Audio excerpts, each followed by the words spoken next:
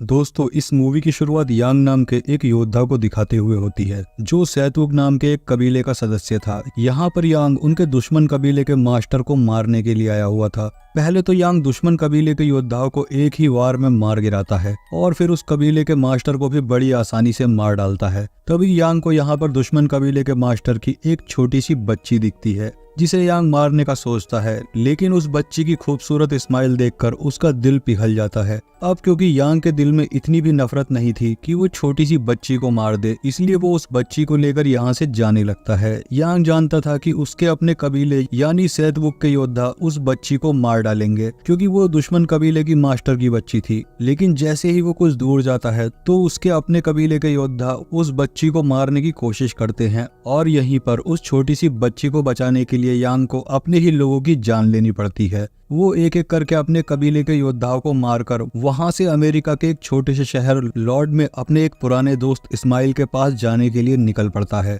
कुछ दिनों बाद आखिरकार वो लॉर्ड सिटी पहुंच जाता है जहां पर आधे से भी ज्यादा मकान टूटे पड़े थे और उस शहर में लोग भी बहुत कम रहते थे। यहाँ पर सबसे पहले यांग की मुलाकात रॉन नाम के एक आदमी से होती है जो एक नंबर का शराबी था। वो हर वक्त शराब के नशे में टुन रहता था। तभी वहाँ पर 8 बॉल आता है। यांग उसे अपने दोस्त की फोटो दिखाकर उसका एड्रेस पूछता है, जिस पर 8 बॉल उसे बताता है कि आपके दोस्त इस्माइल की तो 3 साल पहले ही मौत हो गई है और वो यहाँ पर एक लॉन्ड्री चलाता था। 8 बॉल यांग को उस लॉन्ड्री तक पहुंचाकर वहां से चला जाता है। वहीं उस लॉन्ड्री में यांग की मुलाकात लिन नाम की एक लड़की से होती है जो अब तक उस लॉन्ड्री को चला रही थी। लिन पूछती है कि तुम इस्माइल को कैसे जानते हो, जिस पर यांग उसे बताता है कि इस्माइल मेरा बचपन का दोस्त था। तब लिन उससे पूछती है कि क्या तुम अपनी बेटी के साथ अकेले ही आए हो, जिस पर यांग उसे कहता है कि ये मेरी बेटी नहीं है, इसके पेरेंट्स मर चुके हैं। ये सुनकर लिन को काफी दुख होता है, इसलिए वो उस बच्ची का नाम अप्रैल रखती है। लिन उससे कहती है कि तुम यहाँ पर रह सकते हो, लेकिन तुम्हें लॉन्ड्री के काम में मेरा हाथ बटाना पड़ेगा। यांग कहता है कि मुझे ये काम नहीं आता, जिस पर लिन कहती है कि कोई बात नहीं, मैं तुम्हें लॉन्ड्री का काम सिखा दूंगी। अगले दिन यांग लॉन्ड्री में बैठा होता है कि तभी कुछ लड़के आकर उसे कपड़े धोने के लिए देते हैं और साथ ही उसका काफी मजाक भी उड़ाते हैं। लेकिन उनको ऐसा करता देख 8 बॉल वहां आकर उन्हें भगा देता है और यांग को खाना खिलाने के लिए अपने साथ ले जाता है। रास्ते में यांग लिन को निशानेबाजी की प्रैक्टिस करते हुए देखता है और फिर वो सभी खाना खाने के लिए आगे चले जाते हैं। अब यांग ऐसे ही खुद को यहाँ के माहौल के हिसाब से ढालने लगता है। वो लिन के साथ लॉन्ड्री में हेल्प करवाता है, उन लोगों के साथ खेलता कूदता है और इतना ही नहीं, वो इस बंजर रेगिस्तान जमीन पर फूलों का एक बगीचा भी उगाने लगता है जिसमें सभी उसकी मदद भी करते हैं और कुछ ही महीनों के बाद उस बगीचे में बहुत सारे फूल भी उग जाते हैं। वहीं सभी लोग उस छोटी सी बच्ची अप्रैल को भी बहुत प्यार करते थे। यहाँ पर रहते हुए यांग को समझ आ जाता है कि किसी भी चीज को मिटाना कितना आसान होता है, लेकिन वहीं किसी चीज को बनाने में बहुत ज्यादा मेहनत और वक्त लगता है।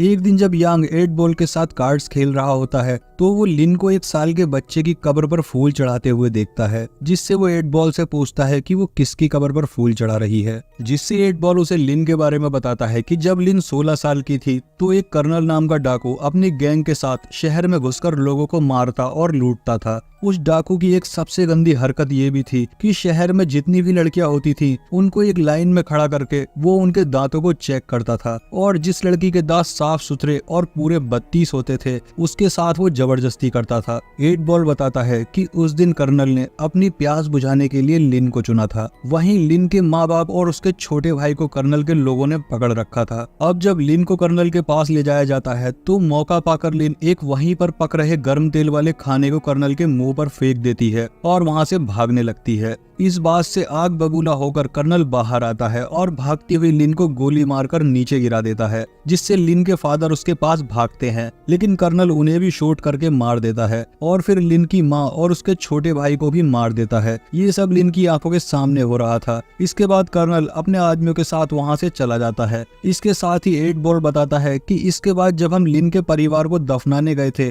तो लिन की सांसें उस वक्त चल रही थी, जिससे उसे हम घर ले आए और वो धीरे धीरे ठीक हो गई। तभी से लिन ने ठान लिया कि वो कर्नल से अपने परिवार और उन लड़कियों का बदला लेगी जिनके साथ कर्नल ने जबरदस्ती की थी। कुछ देर बाद यांग फिर से देखता है कि लिन निशानेबाजी की प्रैक्टिस कर रही है, लेकिन उसका निशाना टारगेट पर नहीं लग रहा होता, जिस वजह से वो निराश हो जाती है और कहती है कि मैं कभी भी एक अच्छी निशानेबाज नहीं बन पाऊंगी। जिस पर यांग उसे निशानेबाजी सिखाने के लिए उसकी आंखों पर पट्टी बांधकर उसके सामने टारगेट बनकर खड़ा हो जाता है और कहता है कि अपने टारगेट की मामूली हरकत को गौर से सुनो और फिर टारगेट पर अटैक करो। जिस पर लिन बड़े ही ध्यान से अपने टारगेट यानी यांग पर अटैक करती है। लिन देखती है कि उसका हर एक निशाना सही लगा है, जिस पर वो काफी खुश हो जाती है और यांग के पास जाकर उसका शुक्रिया अदा करती है, क्योंकि जिस चीज को वो काफी समय से करने की कोशिश कर रही थी वो यांग उसे चंद मिनटों में सिखा देता है। उसी रात लिन यांग को बताती है कि इस्माइल ने मुझे तुम्हारे बारे में बता दिया था कि तुम सेतवुक कबीले के योद्धा हो और एक दिन तुम यहाँ पर जरूर आओगे।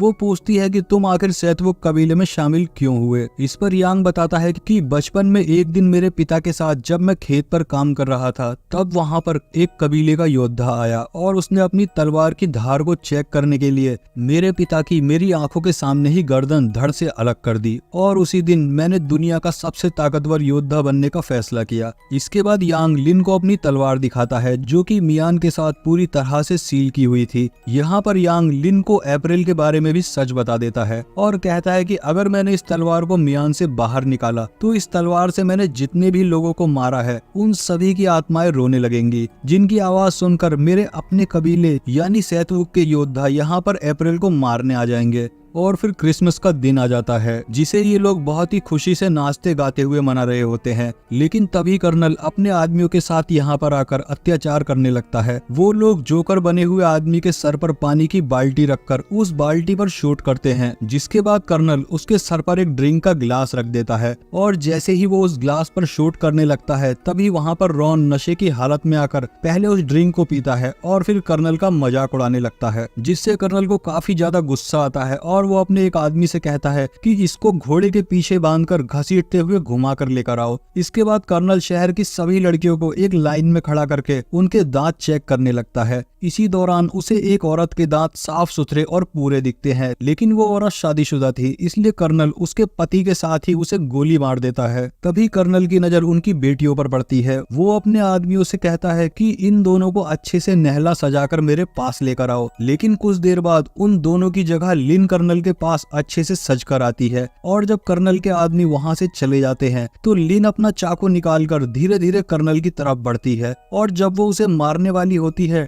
तो कर्नल पहले से ही उस पर गन पॉइंट करके खड़ा हुआ था। कर्नल उसे बताता है कि मैं तेरी सुगंध सूंघकर ही समझ गया था कि तू वही 16 साल पहले वाली लड़की है। वहीं 8 बॉल भागता हुआ यांग के पास जाकर उसे बताता है कि लिन अकेले ही कर्नल को मारने चली गई है। अब लिन को बचाने के लिए यांग को आखिरकार अपनी तलवार को म्यान से बाहर निकालना पड़ता है, जिससे सेतवुक के मास्टर को यांग के बारे में पता चल जाता है और वो बड़ी ही तेजी से अपने योद्धाओं के साथ उसकी तरफ जाने लगता है। वहीं लिन को कर्नल के आदमियों ने पकड़ रखा था। अब कर्नल लिन के साथ जबरदस्ती करने ही वाला होता है कि तभी यांग वहां पर आकर उन सबको अपनी तलवार से गाजर मूली की तरह काटकर कर्नल को मारने लगता है। तभी लिन उससे कहती है कि इसे मैं अपने हाथों से मारूंगी। उन दोनों की इस बातचीत का फायदा उठाकर कर्नल लिन को ढाल बनाकर खिड़की से नीचे कूद जाता है और अपने घोड़े पर सवार होकर वहां से भागने लगता है। तभी लिन उस पर जोर से चाकू फेंककर उसे वहीं पर मार गिराती है, लेकिन ये लोग देखते हैं कि ये कर्नल नहीं और कर्नल उन्हें चकमा देकर वहां से भाग गया है। इसके बाद यांग लिन को कहता है कि मेरी तलवार म्यान से बाहर निकल चुकी है, इसलिए मेरे कबीले के लोग किसी भी वक्त यहाँ पर आते ही होंगे,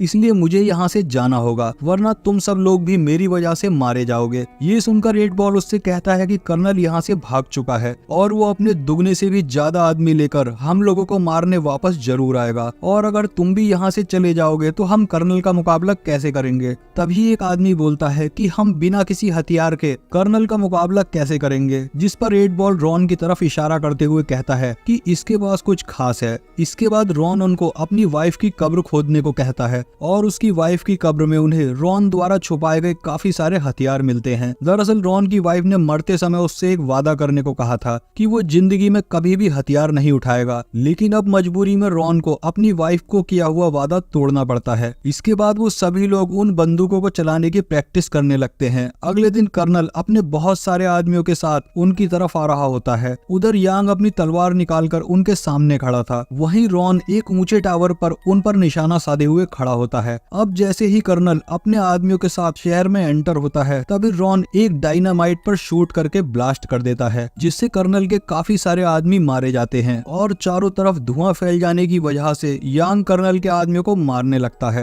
वहीं रॉन भी कर्नल के आदमियों पर शूट कर रहा होता है, जिससे कर्नल अपने आदमियों को रॉन को मारने के लिए टावर पर भेजता है। लेकिन कर्नल के आदमियों के वहां पहुंचने से पहले ही रॉन रस्सी के सहारे वहां से नीचे उतर जाता है। तभी उस जगह पर रॉन का लगाया हुआ डायनामाइट फट जाता है, जिससे कर्नल के कुछ आदमी मारे जाते हैं। इसी बीच वहां पर सेतुवुक का मास्टर सेतुवुक के योद्धाओं के साथ एंट्री करता है, जिन्हें देखकर सभी डर जाते हैं। यांग लिन और रेड बॉल को कहता है कि अप्रैल को लेकर किसी सेफ जगह पर जाओ। इसके बाद सेतुवुक के लोग उन पर हमला कर देते हैं। वहीं कर्नल के लोग शहर के लोगों के साथ साथ सेतुवुक के योद्धाओं को भी शूट करने लगते हैं। लेकिन सेतुवुक के लोग इतने थे कि वो कर्नल के लोगों को अपनी तेज तर्रार तलवारों से काट रहे होते हैं। वहीं सेतुवुक के योद्धा अप्रैल को मारने के लिए उसके पीछे भागते हैं, जिससे यांग और लिन अप्रैल को बचाने के लिए उनके पीछे भागता हुआ अपने ही कबीले के योद्धाओं से लड़ता है और एक एक करके उन्हें मार रहा होता है। यांग को इस तरह से लड़ता देख सेतुवुक का मास्टर उस पर बहुत ज्यादा गुस्सा होता है। इसके बाद यांग और लिन अप्रैल को बचाने के लिए एक घर में छुपने की कोशिश करते हैं, लेकिन वहां पर भी सेतुवुक के लोग आकर यांग से लड़ने लगते हैं। ये देखकर लिन 8 बॉल को अप्रैल को देकर कहती है कि इसे यहाँ से किसी सुरक्षित जगह पर ले जाओ, और फिर खुद तलवार उठाकर सेतुवुक के योद्धाओं से लड़ने लगती है। वो दोनों जब सेतुवुक के योद्धाओं को खत्म करके बाहर आते हैं तो 8 बॉल को घायल हालत में देखते हैं। 8 बॉल उन्हें बताता है कि कर्नल उससे अप्रैल को छीन कर ले गया है, और इतना कहते ही वो दम तोड़ देता है। वहीं दूसरी साइड कर्नल अप्रैल को उठाए घर में घुसकर अपने आदमियों को बाहर उसकी सुरक्षा में तैनात कर देता है। कुछ देर बाद यहाँ पर सेतुवुक के लोग अप्रैल को मारने आते हैं, लेकिन कर्नल के लोग ऑटोमेटिक मशीन गन से उन सभी को मार गिराते हैं। इसके कुछ देर बाद यहाँ की लाइट्स ऑफ हो जाती हैं। तभी यांग यहाँ पर आकर कर्नल के लोगों को मार डालता है और रूम में कर्नल के पास जाता है, जहाँ कर्नल ने अपनी गन अप्रैल पर तान रखी होती है। उसी वक्त कर्नल अप्रैल पर शूट कर देता है, लेकिन यांग बड़ी ही फुर्ती से उसकी गन से निकली गोली को अपनी तेज तलवार से 2 हिस्सों में काटकर कर्नल से अप्रैल को छुड़ा लेता है। इसके बाद यांग लिन को मौका देता है कर्नल को मारने का। यहाँ पर लिन और कर्नल के बीच लड़ाई होती है। यहाँ पर लिन पहले तो कर्नल के पैर को तलवार से काट देती है, और जब वो नीचे गिर जाता है तो तलवार से उसे मार डालती है। इसके बाद जब वो दोनों रूम से बाहर आते हैं तो उन्हें सामने सेतुवुक मास्टर खड़ा हुआ दिखता है, जो यांग को कहता है कि तुम्हें इस दुश्मन कबीले की मास्टर की बच्ची को अपने हाथों से मारना होगा। लेकिन यांग ऐसा करने की बजाय अपने गुरु यानी सेतुवुक के मास्टर से फाइट करने के लिए तैयार हो जाता है। यहाँ पर उन दोनों में भयानक तलवारबाजी होती है। सेतुवुक मास्टर यांग को काफी तगड़ी टक्कर देता है, लेकिन आखिर में यांग सेतुवुक मास्टर का गला काट देता है। वहीं मरने से पहले सेतुवुक मास्टर यांग से कहता है कि तुम इस बच्ची को जहाँ भी लेकर चले जाओ, सेतुवुक के योद्धा तुम्हें ढूंढकर मार डालेंगे। इसके बाद यांग लिन के पास आता है, जो अप्रैल को गोद में उठाए हुए थी। यांग लिन को कहता है कि अप्रैल का ख्याल रखना, क्योंकि मैं यहाँ से हमेशा के लिए जा रहा हूँ, क्योंकि सेतुवुक के लोग सिर्फ मेरी तलवार के जरिए मुझ तक पहुँच सकते हैं। इतना कहते हुए यांग उन सबसे बहुत दूर निकल जाता है। कुछ महीने बाद वो एक बर्फीली जगह पर रह रहा होता है। तभी वहाँ पर सेतुवुक के योद्धा आ जाते हैं, जिससे यांग भी अपनी तलवार म्यान से निकालकर उनसे लड़ने के लिए तैयार हो जाता है। और इसी के साथ ये शानदार मूवी यहीं पर खत्म हो जाती है। दोस्तों, अगर आपको मूवी पसंद आई हो तो मूवी को लाइक और चैनल को सब्सक्राइब जरूर कर दें। मिलते हैं अगली वीडियो में।